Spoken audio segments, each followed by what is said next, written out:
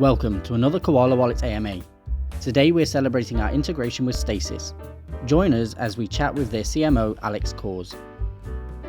This conversation was recorded live on X Spaces on Wednesday, April the 24th, 2024. The views and expressions in this AMA do not necessarily represent those of Koala Wallet and should not be considered as financial advice. Please ensure you conduct your own research on the projects presented. Also, don't forget to like the video and subscribe to support the channel.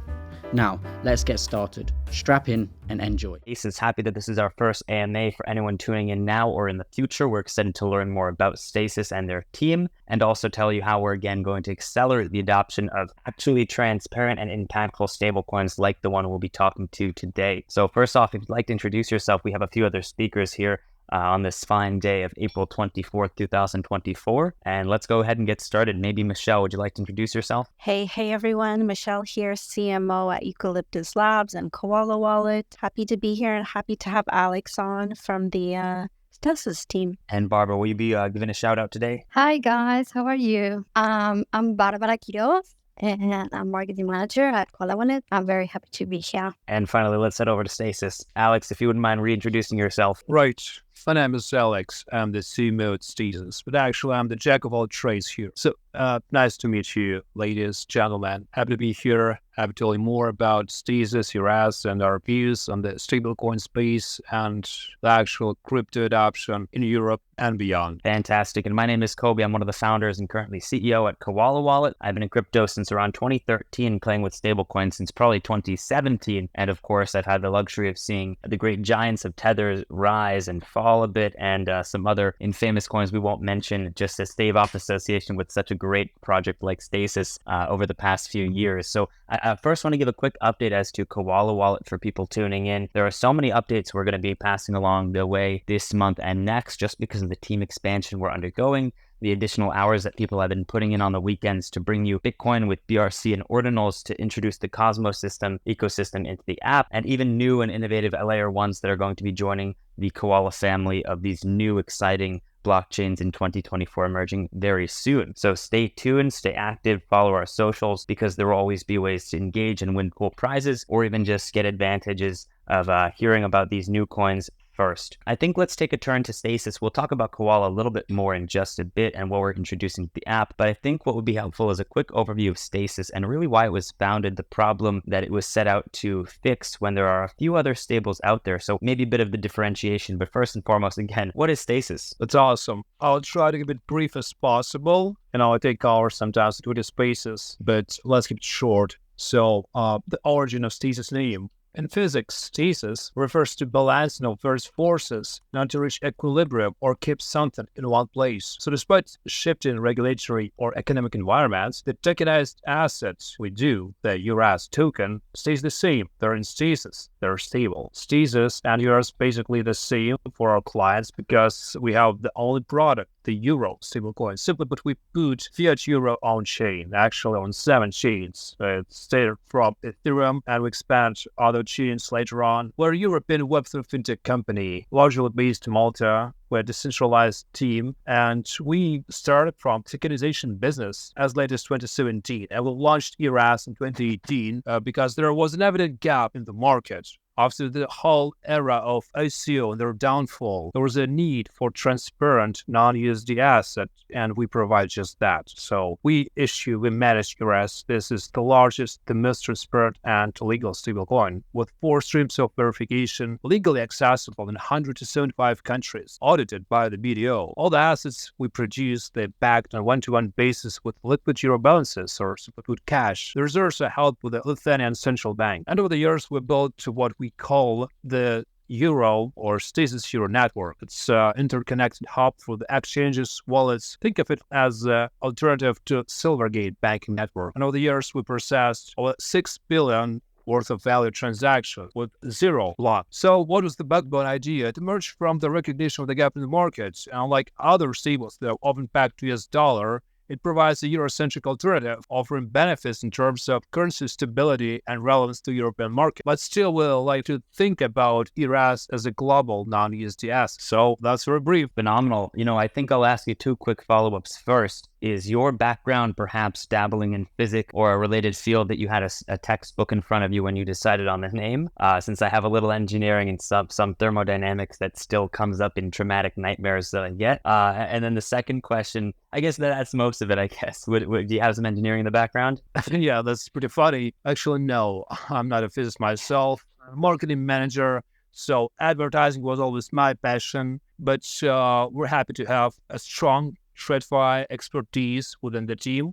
With a team of 25 people, so the core team, they come from TradFi environment or legacy finance, and we have very talented team of tech guys, plus we have expertise in legal environment. So I'd say the intersection of these three core expertise is vital to launch and successfully navigate these murky waters of, let's say, crypto, not just stablecoins. Stablecoins is a very risky domain. Over the years, we saw an emergence of, I would say, 200 stablecoin projects at large, and the downfall of like 90%. In Eurozone, there's 12 identical, I would say, companies doing the same products until you delve into details, because the devil is into details. So we produce, I would say, the best and the most known Euro stablecoin, and we try to stay ahead of the competition. That's excellent to hear. And from a marketing background, even if you're a CMO or someone else in crypto, you never know where someone comes from, if they came from traditional finance or, we're a late Google engineer from 2009. So I always like to get a bit more on people's background. But going back into Stasis and really the foundation, it seems that a lot of the purpose of Stasis is not just angled towards consumers as here, use this, put your money in it while you're trading from Bitcoin into crypto and this and that. But it seems like you really designed it to connect traditional banking with blockchain ecosystems, not just their assets. Can you tell me a bit more about how you focus on connecting the traditional banks to the ecosystems at whole? For sure. This punchline, like we bridge the gap, that was the basic line we utilized a few years back, but I feel that it became too obvious to use again. So what we love to say is like we provide a bridge from TradFi to DeFi without traffic jam. And that's it, yeah? Long story short, to expand it, I would say, yes, we do connect crypto with traditional banking rails. First of all, we established something called SCB, an on-off-ramping solution or platform. It's not really an exchange. It's rather on-off-ramping gateway that allows people enter and exit crypto safely. So it has 5+ track record with zero block banking transactions that, in crypto. A lot of these neobank services, they used to block your transactions, ask additional questions. I mean, everything's pretty of hassle in crypto.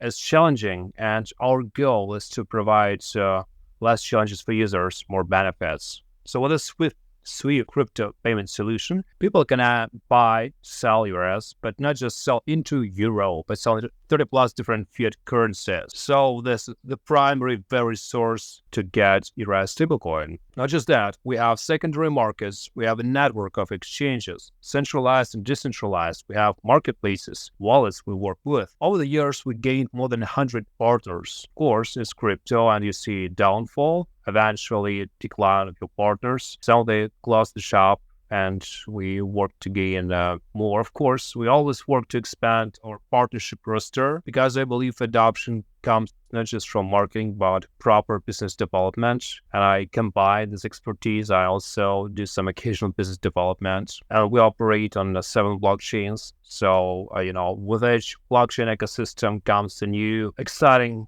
set of partners. We often feel a new set of clients. It's always great to see the injection of new blood flow into your ecosystem. So it's essential to keep your presence and expand continuously, because once you stop, you're dead in water. So to be more precise, yes, we do connect crypto and fiat by establishing on-off-ramp, plus helping our partners to utilize this framework, because we onboard individuals within 24 hours. We onboard companies within 2 business days, and we offer white label APIs as well for our partners to use. When so someone... the expansion into the chains is driven by the growing demand for interoperability and efficiency in the crypto space, and we focus to actually add more chains to actually marry this 16 trillion euro economy with the blockchain. Now, I think you actually just answered a few of the questions that I was already going to preload up here. By answering some of the roadblocks and some of the traffic jams you described in that great analogy of helping people have a seamless drive getting onto the crypto highway. Do you think those are the main challenges that people really face when they're trying to navigate the world of stablecoins? Sometimes around wallets, the main challenges that people are focused on, and even our competitors, they describe, for example, as account abstraction, of getting rid of these 12 or 24 seed phrases that people have to write down. When often at Koala Wallet, we feel that the issue is actually way wider, and even before that, of just the educational process of what you're even doing when you make a wallet. So everyone has these different focuses, but do you feel that those you expressed are kind of the main focuses that you're trying to tackle daily, especially in marketing? Yes, Kobe, you're absolutely correct. Educational is still vital. So I would say we have another punchline. We used to help the regulators before, and we help them climb this learning curve in crypto. So before I joined the team, they used to be a part of Maltese task force that crafted the first Maltese crypto regulation back in 2018. This experience led it broadcasting the whole Eurozone. So in just a few months, we're going to see a new framework coming up live, which is called micro-regulation. I'm sure you know about it. And it's going to make things more challenging, but ultimately that will cleanse the whole Euro segment of crypto projects and help users to be more efficient how they on board with crypto. And yes, people need to understand that non-custodial approach that we support is vital for your crypto experience at large. We also have a Stasis wallet, like it's a complementary solution. We don't really advertise this a lot. We created this for a single purpose, to help you seamlessly buy and sell stablecoins. So this core feature is being able to send currency without paying in ETH. So you don't have to actually hold Ethereum on your account. You pay in Euro stablecoin. That's it. Plus, it enables your on-a-frame solution. It has a seamless access with our onboarding. And I would say that remembering or storing your seed phrase as just a part of this equation. So people need to level up their knowledge, their understanding of world of finance. Until you try and tackle a challenge, you cannot really, reach another level. First of all, crypto is a very intricate thing. Even senior, smart, and experienced people, they make a lot of mistakes. I take part with the spaces very often, and people share a lot how they lost crypto, of any other challenges they have. And, it's always back and forth. You cannot really say, this is the best wallet, this is the best crypto solution, this is the best gateway. Everything has its own risks level. There's reduced, there's added risks, and you just try to navigate. You become more experienced with it, and experience comes from your mistakes. So what we advise, of course, we provide education. We partner with educational platforms to help users level up their knowledge in crypto, stablecoin sector. And of course, we provide the most transparent and less risky instrument to actually interact with crypto, because we believe that stablecoins is the very basic layer of foundation of the whole crypto powerhouse. You enter with stablecoins, you buy Bitcoin or ETH, and you can also get in the meme coins if you wish, but it all starts with stablecoins. Until the foundation of this very powerhouse is stable and it's transparent, not like, industry giants, you cannot really build this powerhouse for years, for decades. Operating by principle is too big to fail, as we know it. And now, how long have you been operating? Yeah. So, of course, we have been transparent with the clients. We have 4 streams of verification, and we always openly say that. We advise everyone to go straight to the Stasis website, stasis.net. There's a whole transparency section revolving around that. And you can see we have daily statements uploaded straight to the website. We have quarter annual audits by BDO Malta, plus on-demand verification for one entity at the chairman top. So we provide unrivaled level of reserve transparency, so that an investor can be always confident that their digital asset fully baked with the proper collateral. So Alex, how long has Stasis been around? Let's do some speed questions, because I want to dive a bit deeper into a topic I think is really important here, of trust. So how long have you been with the team, and how long have you been a founder there? Stasis was established 2017, with Eurs launched almost 6 years ago. We're going to celebrate another anniversary in June. And I've been with the team for more than 3 years. Well, first off, congratulations on the approaching anniversary. We'll definitely have to send over some eucalyptus swag, some friendly Koala plushies. And second, I wanted to dive into trust because you have all that time. And like you mentioned, one slip up, one error. And in this world of cryptocurrency, not only can bank accounts be drained in a heartbeat, but you can lose the investment you've made of trust with users after they've learned to be so skeptical of just about everyone in this field.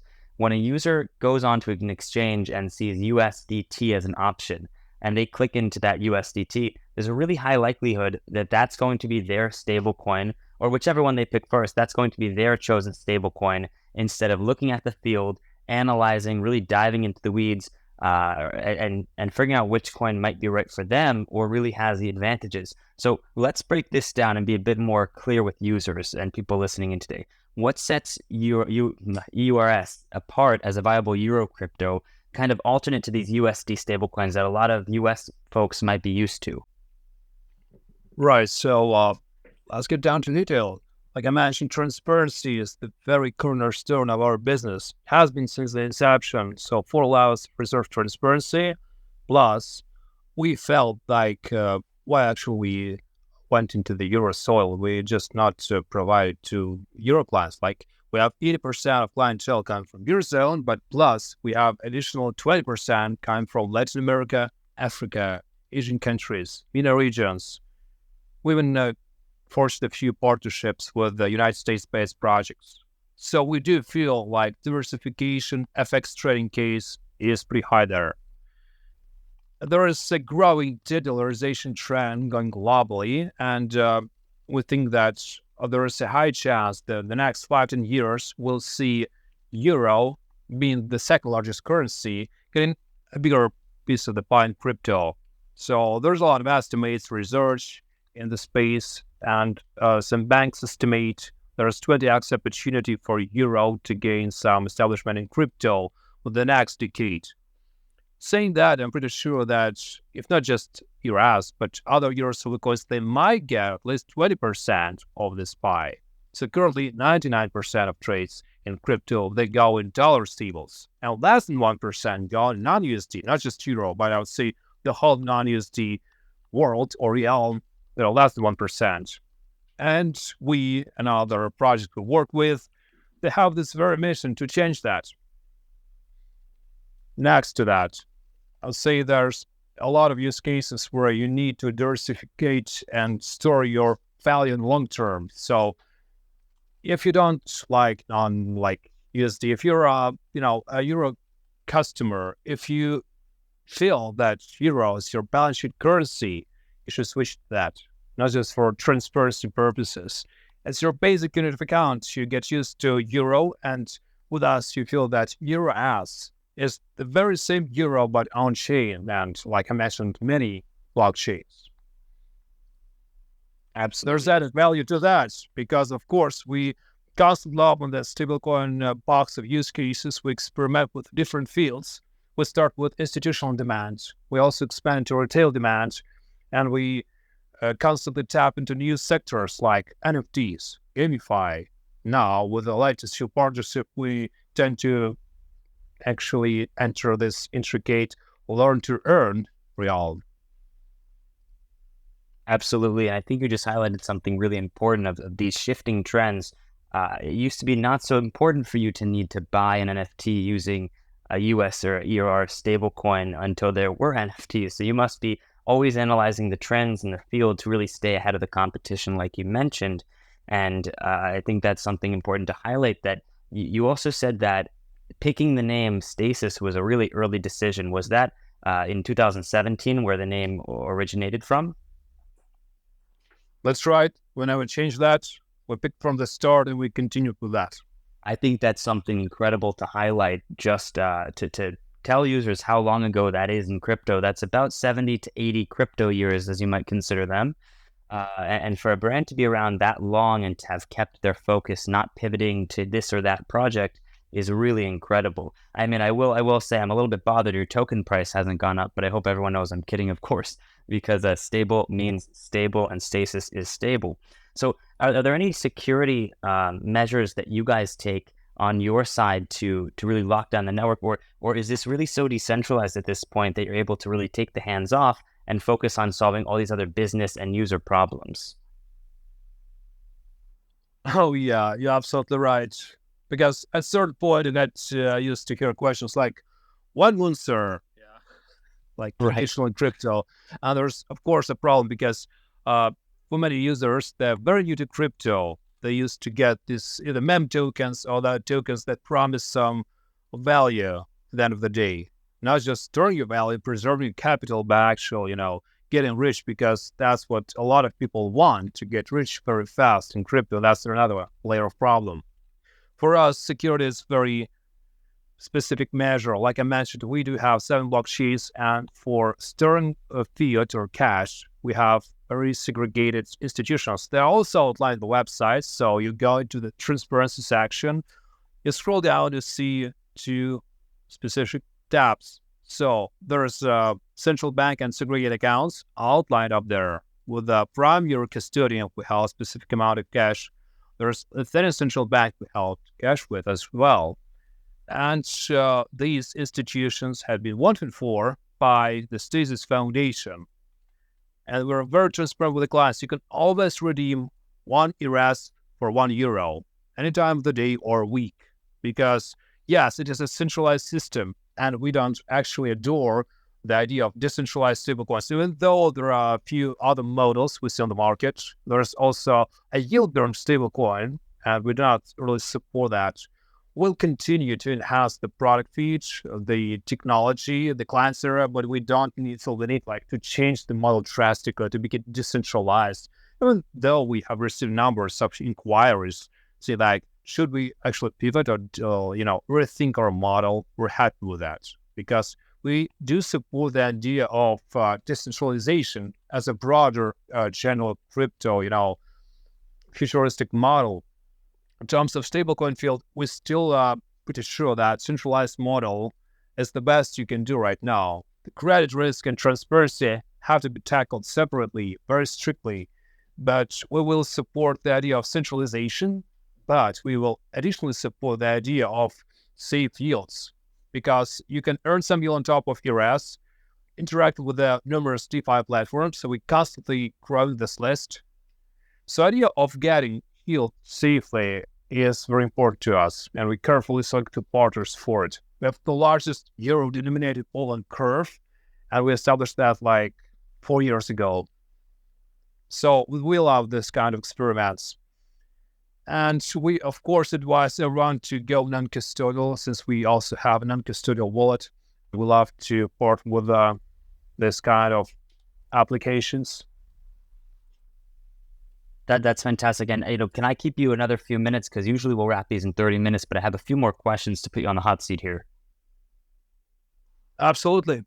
So first off, let me get you to, from memory, while you close your eyes, blindfolded, and read it backwards, which blockchains out of the 7 are currently supported for Stasis?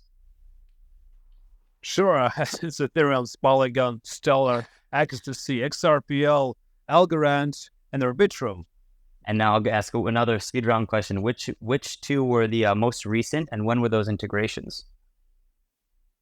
Oh yeah, the latest one is Stellar. It was integrated just a few months back, and we haven't seen a lot of adoption yet, but we're working to enable several partnerships, but it takes time. Let's say we enabled Algorand and Ecstasy a few years back, and it took probably more than a year to actually complete the proper re-entering the space, because we were way too early, and we re-entered the ecosystem later on to forge 10 partnerships and to see better demand. So some ecosystem, they're very early stage, they're maturing, but you have to take your time, not lose the grip, and eventually you see the results.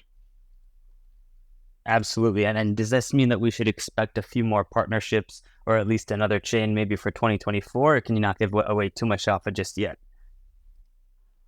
Absolutely, we should. A lot of different blockchains, and as I mentioned, we strive to add more every year. So hopefully, once we complete our roadmap, we'll continue with the blockchain adoption. I just want to hand a few other things we have in mind in terms of technology and advancements.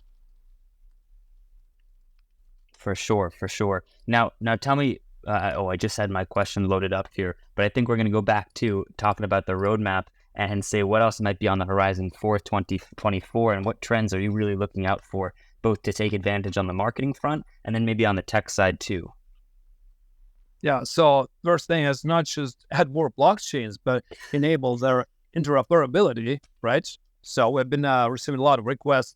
I have Eurs on ETH. I want to change it on Polygon. How do I do that? Of course, we've been actually proceeding these transactions in a centralized manner. It's very hard. You had to sell your Eurs to fiat and buy Eurs in other chains. So right now, just a week ago, we launched Stasis Bridge. Just simple as that. It's in-house technology, not a third party. It basically enables you to switch the networks very cost efficiently, fast, and secure, without utilizing real line of third-party technology. Next thing we're gonna announce very soon, I can tell it's right now because it's gonna be announced in a few days. We're gonna add card support because for now we support SEPA Swift transferred, and card support was something a lot of projects requested. And it was a roadblock for several partnerships. Finally had to remove that. That's fantastic. And I think people will be excited. And this is some incredible market timing for this to happen and come out in your, I guess, 7th or 8th year of success with this stablecoin staying stable, which again is at the core of importance here.